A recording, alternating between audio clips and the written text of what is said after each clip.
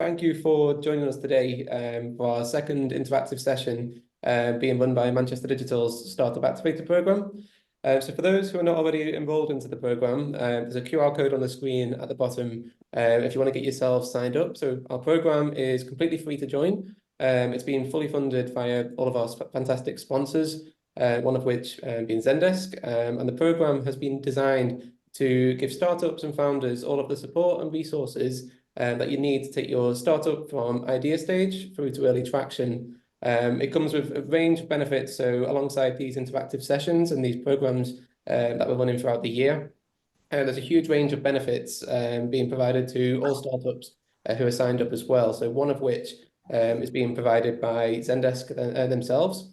So as part of your free membership with the Startup Activator, Zendesk are very kindly providing all of our enrolled startups with 6 months free of Zendesk Suite and Zendesk Sales CRM, 15% off your first annual subscription once your 6-month trial runs out, and VIP access to the community programs, experts, and events.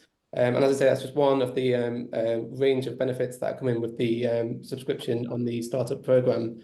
So without further ado, I'd like to hand over to Jeremy Ambrose, who's the Startup Partnerships Manager for Zendesk, and he's going to be leading this afternoon's session for us, talking all about CX trends and building your customer experience strategy for scale.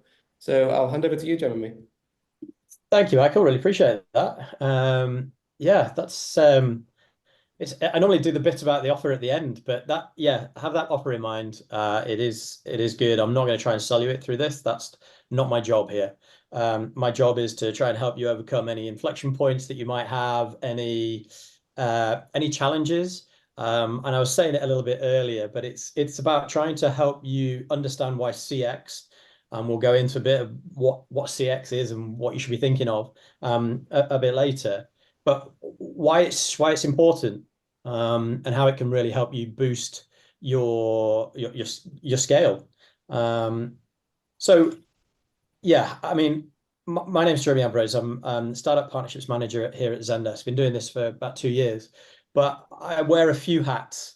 And one of them, the other hat that I wear, I'm also a co-founder and non-operating director now of Entrepreneurial Spark, which you may have heard of. We used to sit inside the NatWest building. Oh no, it was RBS actually in Manchester. And yeah, so I've been working with startups in their growth phases for too long now. So seeing every stage of business and what it takes to really kind of scale at pace. So hopefully we can give you a few pointers along the way. I can see that we've enabled talking, and we've done that for a reason, because I want it to be interactive. I want you to ask questions. If it's just the Jeremy Ambrose show, it's not much fun for me. I'm going to be honest. So, and if you've got a question, then just ask it. Come off mute, ask the question, because I can guarantee you that you won't be the only person with that question. There's no such thing as a stupid question here. So, and if I throw some jargon at you, which I have a propensity to do, then please go, hey, Jeremy, can you just step back? What did that mean? Or put it in the chat or ask the question. Please pull me up on anything that I say. I want it to be interactive. All right. You can interact with me as well. My LinkedIn title's there. Jump on, I'm quite active on there. So if you've got questions afterwards, if you want to be connected into anything else to do with CX, again, just let me know. Okay, so I guess it'd be remiss of me to kind of not talk about Zendesk right at the beginning and what we are and what we do. So we build, as it says there, business customer engagement software. We're best in class customer service software. We major on the ticketing suite that we have, the customer service suite, which enables you to interact with customers in a swift manner, to understand, grab insight from them, to then put back into all of your systems and procedures to grow at scale. Now that is kind of a broad brush overview, and I want to kind of go into it a bit deeper about where this might sit for you and how it could benefit you as a topic, CX. I think the other side of it is our CRM that can help you kind of build those lasting relationships and almost complete that customer service solution that you build those two pieces, the customer service suite and also the CRM system. So that's where we are. We're currently at about 1.2 billion ARR as an organization, 5,500 employees globally, headquarters out of San Francisco, but we actually we were born in Copenhagen. So we did the whole go and get funding from the US, made the move over there. And that's something I'm quite interested in and knowledgeable on, is that move from, right, when do I actually expand to the US? When's the time to go? So if you've got questions on that, happy to answer them. The thing that I want to draw your attention to is that bottom right box there, though. I think that is the most important number on there. 1.4 billion yearly interactions processed, and that's increasing. Now, those interactions don't just sit there and we don't do anything with them. We learn from them, we gain the insight, and we put it back into the product. But what we also do is we feed our AI model, the large language model, which is pre-trained on customer service engagements. And those are what allow you to have access to the AI bot for customer service straight out the box, plug and play. You don't need to interact with it. It's ready to go. And that stands us out from the crowd on a number of different things, on a number of different solutions. But quick question. There's no right or wrong answer here. I'm not going to pull anybody up on this. I just want an honest answer. Who here has a formalized customer experience strategy that they live and breathe? Now, I'm not too sure how we're going to be able to do this. I think if there's a chat, can you put something in the chat? Or if you've got a thumbs up, can we interact that way? Not too sure. But if you're a yes, then please add something to the chat to say yes. Because I'm assuming there's only going to be very few of you who actually say yes to this. All right. I'm not too sure how we can do that. But you're not alone if you don't have a formalized CX strategy. All right, 70%, 70% of startups don't have a formalized CX strategy, and it pains me. It really pains me when I talk to startups, when I talk to portfolio companies of VCs, and when I talk to VCs as well about this, they're baffled why people don't have a formalized CX strategy. The more and more VCs I speak to, the more they say, well, actually, that could really stand you out from the crowd. Your knowledge of your customer can be a standout point when going for investment.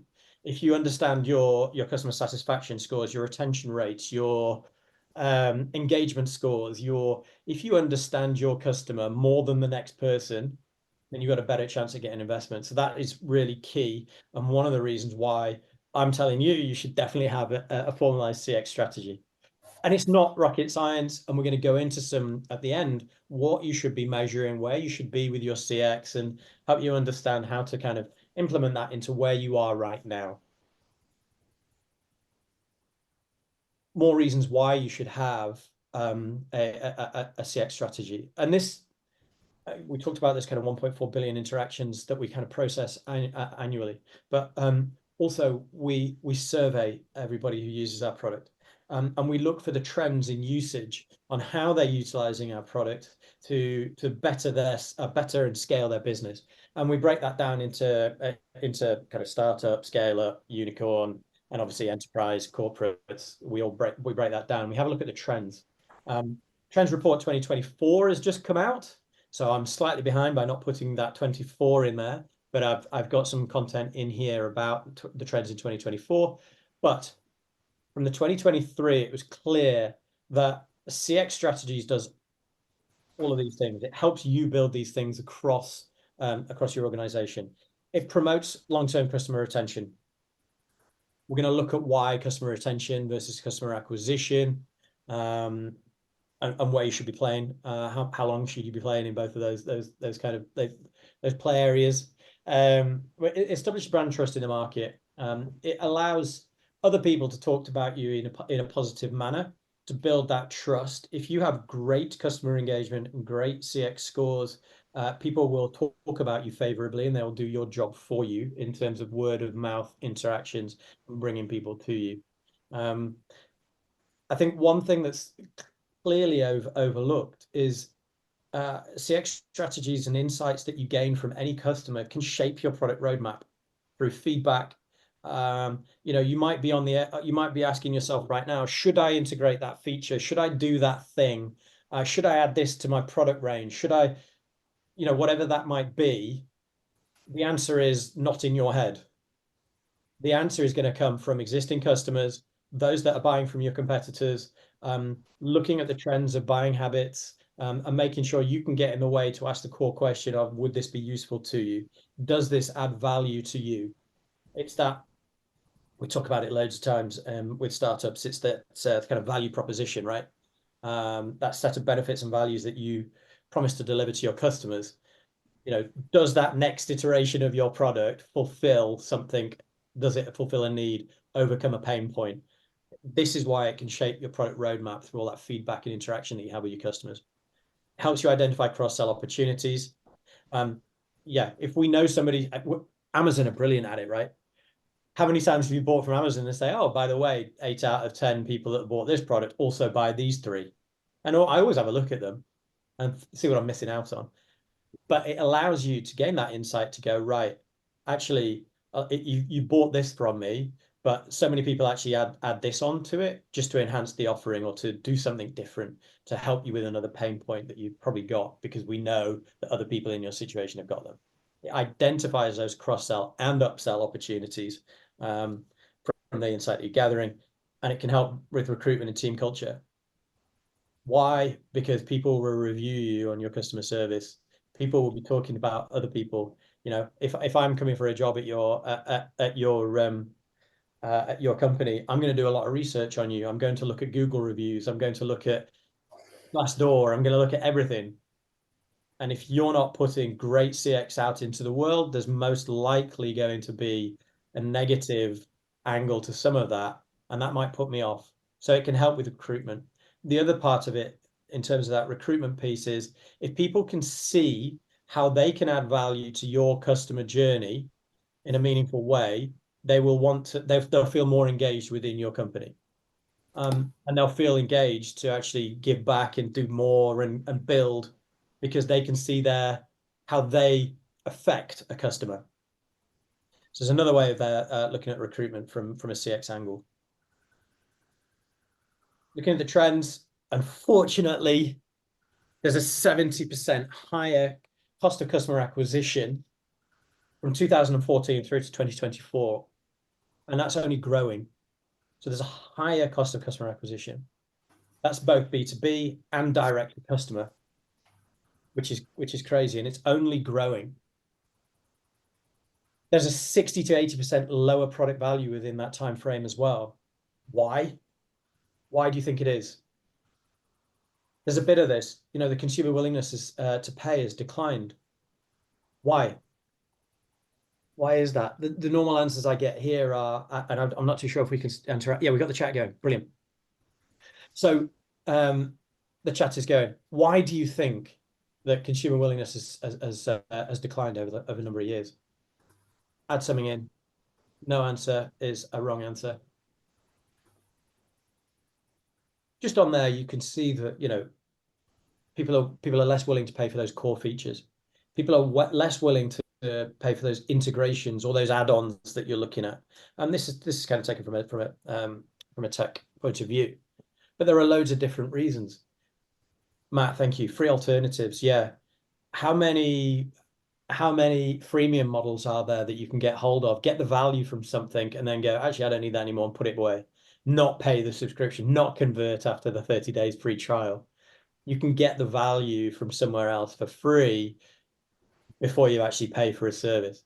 So when somebody is in trial with you, if you are running trials, or when somebody is interacting with you in a way of making a buying decision, it's up to you to make sure that they convert through great customer experience, through understanding what the value you're providing to them is, and also understanding why they're there, motivation to buy, competitor landscape, a whole load of other stuff that you can then feed into the way you talk to your customer.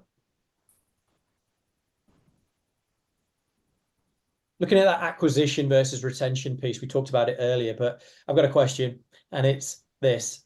What if we were to improve each side, acquisition by 1% and retention by 1%? What do you think that does to revenue? and give me an idea of numbers here. You can give me percentages or X's or whatever. So which do you think adds more to the top line, the revenue section? Is it if we increase acquisition by 1% or if we actually increase retention by 1%? Yeah,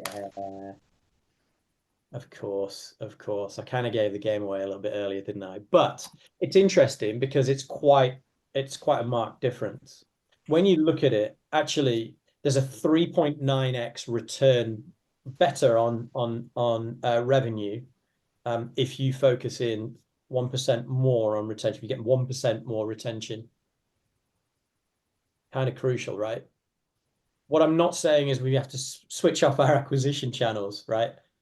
Because we saw it earlier, 70% increase in customer acquisition costs, right? It's going to cost you more to acquire one customer. And when you're retaining that customer, you've already got them. You've already got an opportunity to cross-sell, upsell. You've got an understanding of how you can help them solve their pain points even better than they are now by iterating on a product or service. You can offer them different products and add-ons. It just means that you've got a greater chance at more revenue if you really focus down on that pillar, which is retention. The other thing is, if you've got people talking about you in a great a way out there in the public, then they're almost going to be taking care of your acquisition channels or aid acquisition channel for you. And that's a freebie. That's not 70% cost of acquisition. We're not in that realm. We're actually at the point where people are word of mouth bringing people to you because they're realizing the value you're retaining them. So we're not switching off acquisition, but that's what we're looking at. Retention leads to higher lifetime value of a customer, better net promoter scores because they're talking about you, they're out there, they're staying with you, they're staying with you for a reason. Higher customer satisfaction scores, greater revenue as we've just seen there. And, I would imagine that would then lead to a greater profit. You're not having to pay for the acquisition. Cool. So let's take a look at some trends and look at where some of the organizations that we work with are in terms of their journey and what they are implementing within their CX strategy. And these are some practical points, okay? So, and this is a cumulative list. We're going to go from 0 to 100, 100 to 1,000, and so on. But this is cumulative. So what you see on this page, you should be doing before you then jump into the next section. Pardon me. So between 0 and 100 customers, you should be talking to every single customer and using their feedback, getting feedback from them in terms of what makes them happy, sad, angry, what really gets them. And when we say that, it's not about you holding that information or maybe your colleague or somebody else doing it. You have to amplify those voices of your users and your customers internally. So everybody's got a view of a customer at any one time. You don't know where your next innovation idea is going to come from, or your next great cross-sell or upsell opportunity is going to come from. Could come from anybody in the team, as long as they've all got a focus and an understanding of where that customer is on their journey. Amplify the voices of those throughout everybody in your company. And if you don't already, set a time in your diary to talk about customers. If you don't have customers just yet, then talk about your competitors' customers. Talk about the buying journey of how and when they're going to get something from you. Where do they hang out? What are their buying habits? If there's a group of people that you're trying to target, how do they talk to each other and communicate? Where do they hang out? Which coffee shops do they go to? Who do they interact with in terms of social media? Where did they post last? You've got to know all of this stuff so that you can interject at a certain point in that customer journey to add the value to get them to convert to you. So discuss customers every single week, because if you miss it 1 week, then you've got it the second week. So you're going to meet, you're in every 2 weeks if you miss one. Put it in and discuss customer, please. Okay, once we've done that, we're scaling up 100 to 1,000 customers. We're preparing for scale. Now it's time to get everything connected in. Regardless of where your customer wants to talk to you, you need to be connected into that. So if I want to talk to you for WhatsApp for Business, because that's how I talk to people, that's how I like to talk to businesses, you need WhatsApp for Business connected into your stack. If they're happy to be on email, great. Email connected in. One view of a customer wherever they come in from, but you have to meet your customer where they are. Invest in resources building out a help center. Now, let's make a key differentiation here. What I'm not saying is we're going to build out a customer support center in some brownfield site with 150 people on telephones. That's not what I'm saying.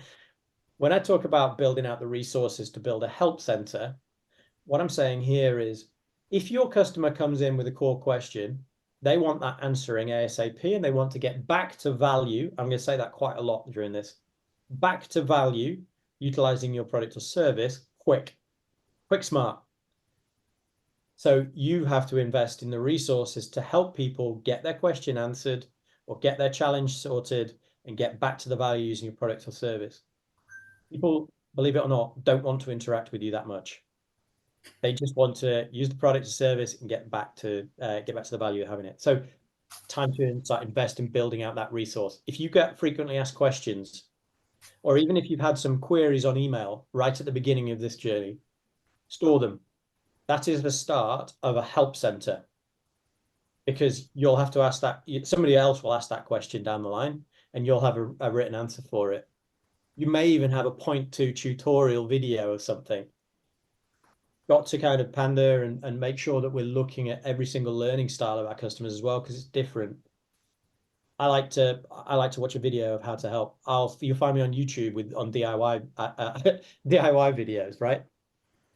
But somebody else might like to read a self-help guide step by step on how to get over their problem or solution. So that is what we should be doing. We should be looking at investing in resources to build out that help center.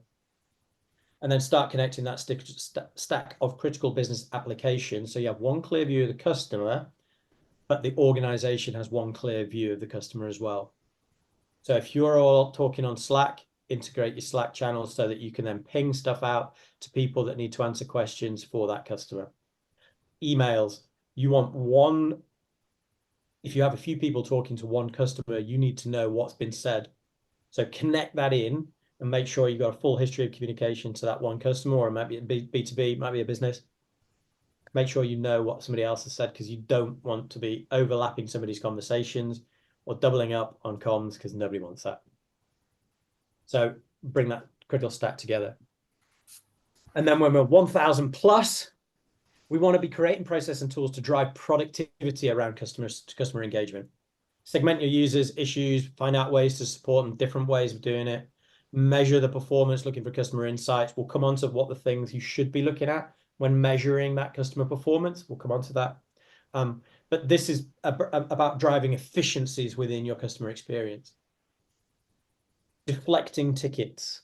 And when I say deflect tickets, your self-help center should be guiding every customer back to value before they even interact with you, giving you time back to work on the business, not in it. Emailing customers and communication chat. Oh, no. We're not doing that. When we're at scale, we need to really nail down the processes and systems around this so that takes care of itself, automate and efficiencies.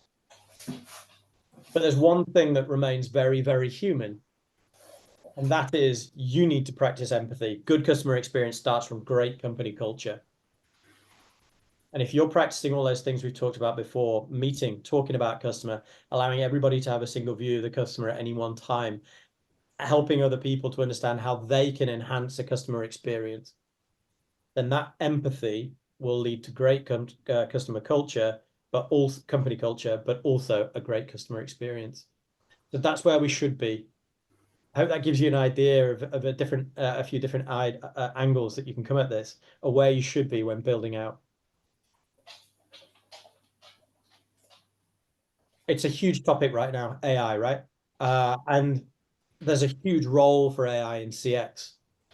Now, I'd love to hear in the chat right now, like, what do you think are going to be the benefits of AI in customer experience? Or where have you had interactions with AI in your customer journeys, buying things from other people? I could probably guess a few of the answers that are going to come through, but I'd love to hear of somebody's experience with it. Lufthansa, yeah, quickly resolving FAQs, absolutely. Chatbots, mainly, I should imagine there, Adam. Mel, just talk to me about Lufthansa. You're already off mute, by the way, so you can just talk. Oh, right, okay. Well, one of my flights was cancelled, and I had to Yeah. get a train from Frankfurt to northern Germany, and I went on the chatbot on Lufthansa. Can't remember what she was called. Yeah. And managed to sort out the proof of purchase and the credit and everything on there. Yeah. It And took that about was 3 months to get the money back, but all the sort of admin was done through the chatbot. Yeah, yeah. And I guess, you know, that seems like a good experience with a chatbot. There are plenty of bad experiences that people have had with chatbots, I am sure. Well, it Amazon- was quite bad initially because there were hundreds of people trying to get on it and it kept crashing. And I thought, that's a massive company, and how can it be so not Yeah. able to deal with a bulk of queries? You know, that was really Yeah, interesting. And I can guarantee you see how you reflected that on the company. yeah. Guarantee you it was probably not them. It was probably a third party that was running that chatbot. Right. But you don't know that. All you know is that it took ages to get across the line to actually speak to somebody at Lufthansa. Yeah. So it affects you. That customer experience affects you as a business. I think it's an interesting one. There's a few other comments in here. Support FAQs and chatbots to qualify the potential leads inbound into a business. Yeah, it can really help. Chatbots, AI can qualify your leads through a series of intent word searches, questions that can lead you down a sales funnel, and it can almost take care of your discovery phase before you even have a conversation with somebody. So you've got insight into how you might actually approach a sale to that person. There's loads of ways that AI can be utilized within customer experience. And I think we'll come into this. I think looking at the 2023 and 24 trends, what do you think? And by the way, there's going to be 4 numbers here in these circles that add up to 100. But what do customers value the most in good customer experience, do you think? Where do you think the weighting is over these 4 things? What do you think that people said they value the most in good customer experience across these 4 areas? Louisa, quick and seamless. Yeah, Katie's in there with quick and seamless. Yeah. I think we feel that ourselves, right? I just want, and Mel said it, I just want to get it sorted and get back to my holiday or get back to my whatever I'm doing. It's about getting back to value using the product or service, quick and seamless. And Mel, you put personalization. Yeah. Well, you'll be pleased to hear that there are a few high ones in here, but they don't actually all stand alone, because having great empathy at 27%, an empathetic approach allows you to personalize 9%, a quick and seamless approach to getting people back to value. But we are an on-demand generation, right? All we want to do, get on, get off. I mean, how many of us, okay, I'm guilty of this. How many of us get on a call and then it tries to run through, if you're this, do this. If you want this, do this. And you're just there, and all I do is press 0 a few times, then it overrides it and puts me through to somebody. I just want to talk to somebody. Exactly. Matt, yes, you can feel me on that one. But we do that on chatbots as well. I write person, human. I just want to talk to somebody, because it's not always as helpful as it can be. And we just want a quick and seamless get in, get out. And 14% that omni-channel approach, which we discussed earlier. You've got to talk to me in the way I want to be talked to. And I said that might be WhatsApp for business. I might be on MSN Messenger. I might be on MySpace. I'm not at all. You've got to connect those critical stack of applications so that you can have a conversation with the customer where they want to have a customer conversation. So it's interesting. a lot of those are human things, personalization, empathy. But we're in the midst of an AI revolution, which by nature is not human. When we talk to consumers across that trends piece that we did, they expect AI to upend service in big ways and believe that businesses, I'm going to read this, businesses of all sizes must use AI to provide excellent experiences. That is, from inception, startup, through to enterprise, consumers expect you to be using AI to provide excellent customer experiences. Okay, well, what does that actually mean?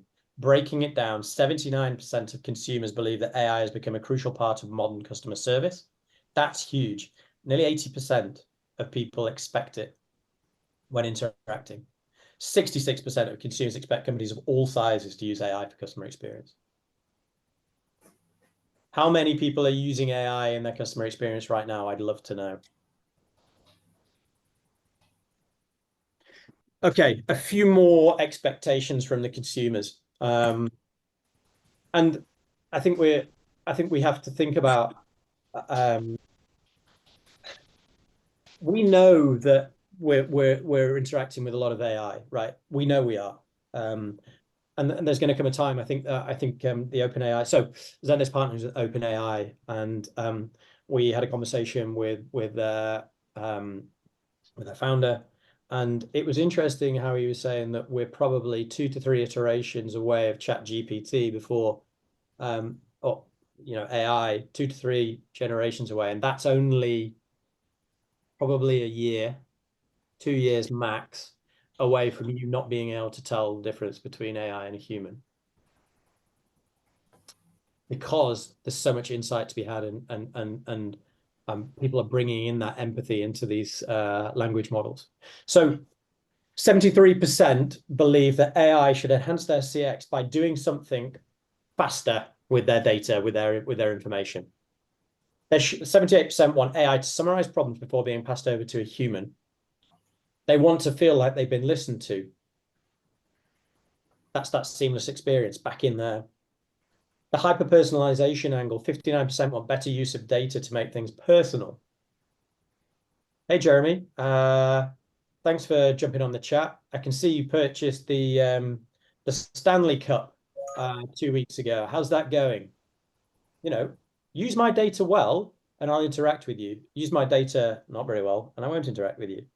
So people are expecting you to use their data, but make it personal. That hyper-personalization around being expected onto the platform and understanding why you might be there can lead you to greater customer experiences. Create that non-human empathy. 71% expect a response to their emotion from AI. Wow, that's getting deep. That's getting deep. A lot of our large language model, and actually the integrations that we've got now onto Zendesk, allow you to change the sentiment. So it will look at, our AI will look at an incoming message and decide whether that person is happy, sad, angry. And then you can respond to them only in a few words, but then click a button and that'll make it a happy response, or an empathetic response which changes their sentiment. Through sentiment analysis, it allows you to then create that non-human empathy and respond in a way that is emotional. Crazy. It's getting crazy out there. And 84% want to have that human backup. We're not saying people are going to lose jobs here within CX. What we're saying is there's a load of tickets that could be collected, a load of conversations that could be had that can just be self-help. Off we go, get back to value. And then you can spend the time working on the problems and the solutions that somebody has that actually need your help and support. So AI can help with all that low-hanging fruit, I guess, and allow you to go work on the business. So there are a few expectations. Now, the vision, what should you be doing with your CX in terms of AI? You should be empowering your agent through their productivities. And an agent is somebody who deals with those tickets, customer conversations. We call them agents. It should drive efficiencies. You should be looking at deflecting customer conversations as much as you can and automating processes and systems which allow you to get back to working on the business. So that's a great vision to have. That's where we want to get to. With Zendesk AI, yeah, it's accessible, it's out of the box, built on the world's largest CX data sets, designed with your agents in mind, and it helps you kind of solve problems before they actually get to you as a human. That's all great, but how do we achieve that vision? How do we actually build out a strategy, and where should we go with this? I'm coming through quite rapidly because I want to open this up for a conversation, and I want you to ask the questions that you've got that are milling around. So, a few points around starting with a CX strategy. What I'm not going to do is give you a template, because this will be different for each business that everybody has. It starts with knowing your customers. Get a deep understanding of where they are, their motivations, priorities, their pain points, where they are in their journey. Map that customer journey. Identify every touch point that customer has with you and your business, from awareness stage, from finding out who you are, seeing you on a billboard, or hearing about you on a media platform, or wherever that might be. Understand the touch points they have with you along their whole route. If you know that, you've got a great chance of measuring it, being able to intercept any conversation, and actually putting the value in front of somebody that they might buy. And then understand the customer needs and expectations. Do extensive research, surveys, feedback sessions. Truly understand what your customers value in a product and service, and their expectations around what they get from you. Yeah. There are lots of different ways to collect that kind of customer and consumer data. You'll know what fits best for you, but you've got to keep plugging away at it. If you get a 10% return rate on a survey, great, brilliant. 10% is a good number. Anything above that, happy days. But you've got to do the numbers. You've got to fill the top of the funnel with people to actually interact with, to get those core interactions and those insights. It's a numbers game. As we said earlier, between 0 and 100, you should be customers. You should be calling and speaking to these people on a regular basis. They should become your best friends. 4, define a clear CX vision. Where do you want to get to? Align this with an overall company mission and values, and state clearly what kind of experience you want to provide to your customers. A great model of visioning that I've used before, and it is great for this kind of thing, is putting yourself into the future through, and Adam, you might know this one, the Zing Train model, or Zingerman's Zing Train. Look it up. It was a deli out of Chicago, I think, but it eventually turned into Zing Train, and train was for training leaders. But what they do is they do an amazing visioning session where they put themselves into the future and they describe what's around them. I would love you to do that. Put yourself into the future, 1 year, 2 year, wherever that might be, and go and define what great customer experience looks like. How somebody interacted with you. Are you giving awards to your agents for great customer service? Are you up getting an award for something? Describe where you want to get to and what a vision looks like. And then you can break that down into a plan to actually achieve that in smaller steps. Always break down a plan for those. Yeah. Airbnb's 100x vision is similar. Great example of that. Thank you, Adam. Appreciate that. So develop that plan and work towards it. And of course, we said it before, but empower your team. Ensure every team member understands the role of delivering great CX for your customer, and provide the necessary training and resources and understanding and insights to help them understand where that customer is at any one point, so they can add value to their journey. So there's a few areas there that we can look at. But the most important thing, once you've kind of defined that North Star and where you're getting to or where you want to go to, measure it. Measure it. CX is a continuous process. Collect data, measure, learn, measure the success, learn it, refine it, and that's that whole cyclical model. Again, that kind of lean startup model. We're in that customer discovery through to customer validation. We stay there. We stay there. We don't move out of there until we completely understand our customer and we move forward with something different. So down the metrics there, we should be looking at Net Promoter Score from an early stage. You know, how loyal are your customers, and are they talking about you to a friend? Are they recommending you to a friend? There's scores of 9 and 10 on the NPS. If you're not sure what NPS is, plenty of resource online to have a look at that. CSAT scores. How satisfied are your customers with your service or a specific interaction with you? Always measure that. Ask somebody after a call, ask somebody after a purchase or an interaction about how satisfied they might be with their interaction. The effort score. How much effort has a customer gone to exert to get an issue resolved? Understanding that can then help you understand where it might break down and where you can improve efficiencies, and improving that score and getting people back to value, as we've said before. Churn rate, no need to explain that. Why are people moving away? When are they going? Getting a good understanding of why you lose customers is really important. Again, to reiterate on that product roadmap, to help you understand where you might lose somebody so you can refine that part of the customer journey. And first contact resolution, average resolution time. This is understanding how quickly you take to respond to a customer, to resolve their issue or query, and then get them back to value. If you can measure all of those things, that's going to give you great insight. It's going to give you great learnings to develop your CX in a positive manner, build retention, build revenue, build profit, and look at how you can scale your organization to, well, there's no bounds. So I hope that gives you a good idea. Oh, did somebody say something? Yeah, that was me. Yeah, just a quick one on this page here. Yeah.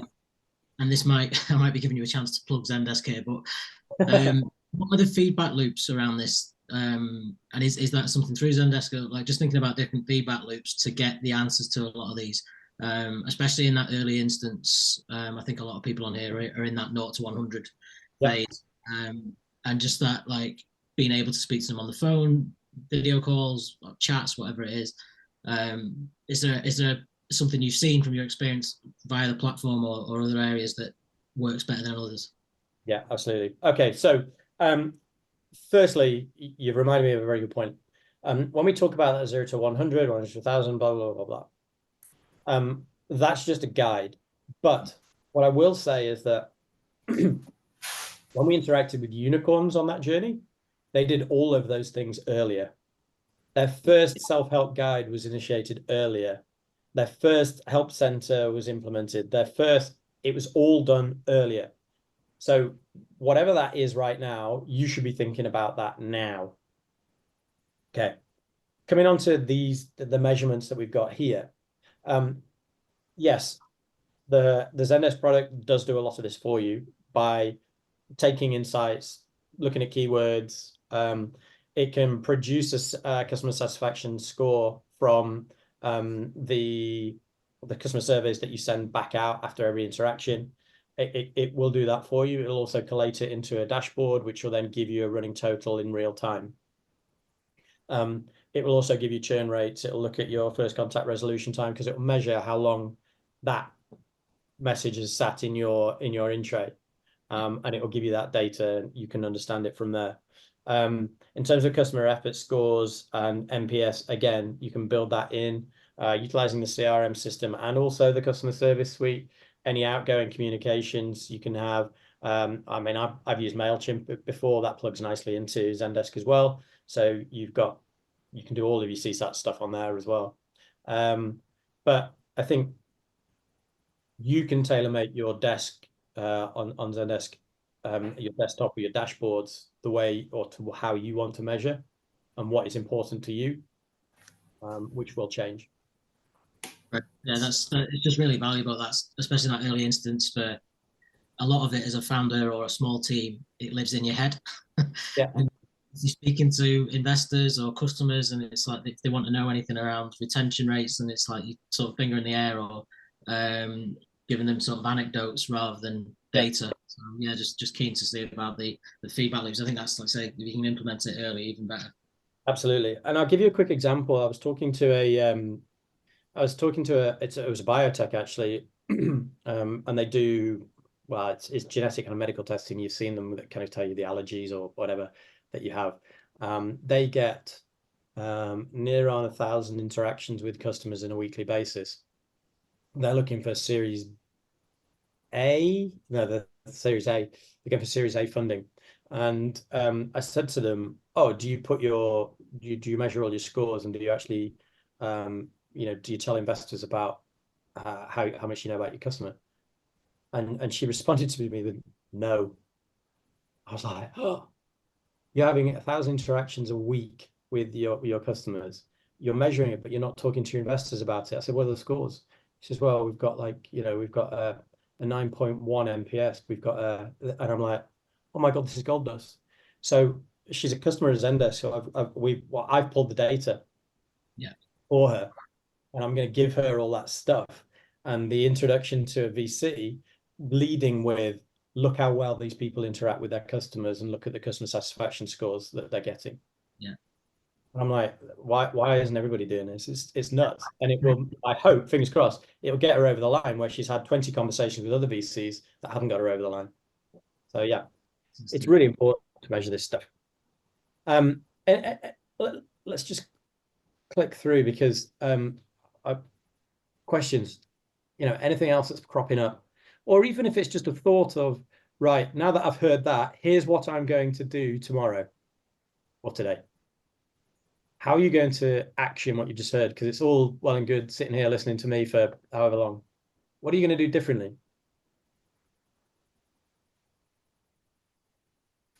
So question or action? Tell me. Another question for me, Jeremy, is again, just reflecting back on some early experiences I had with our first ever customer. We found them to be an absolute nightmare. They were asking for things, and we were telling them, no, the product doesn't work like that, quite naively. And we had a very challenging time before eventually finding a great relationship with them. Without that problem customer, we wouldn't have landed the other customers that we then got that became bigger clients and flagships and everything else. But I was just thinking about like the feedback loops and things like that. Again, going back to that, how are you measuring this and how you're dealing with, and how you're capturing that in that early instance, like, and also like if there's any way of measuring other than gut instinct about like problem customers, because I've seen businesses where they've said, we got rid of a few problem clients. They might have been, it doesn't matter what size they were taking up, the time and everything else. They were just not worth the revenue because we were losing elsewhere. So just again, thinking about like measurements around that, and just about like how this can prevent a lot of the stuff with problem customers early on. Yeah, and I'd actually be interested in how you see, taking that example and going, that horrible customer that you had, how would this have helped you? Yeah, I think it would have definitely helped in the sense of like, first of all, it was this naivety of us just being stubborn about, this is our product. It's not dictated to us by the customers. We've built this to do it this way. Yeah. And then understanding, actually, you listen and respond to what customers want. You don't have to say yes to everything, but having an open conversation. And I think having that as a platform interacting, look at like what features are missing, what would you like to see, but doing it in that way of going, what would you like to see from the product, what's not working, what is working, and having that kind of conversation rather than the sort of stubbornness that we had and ignorance as well, I think. Yeah. I think there's two sides to it. I think first off, earlier stage companies that are not ready for a full customer service suite should be utilizing the CRM system. Yeah. The CRM system allows you to pipeline customer journeys. It allows you to understand where somebody is in their buying journey.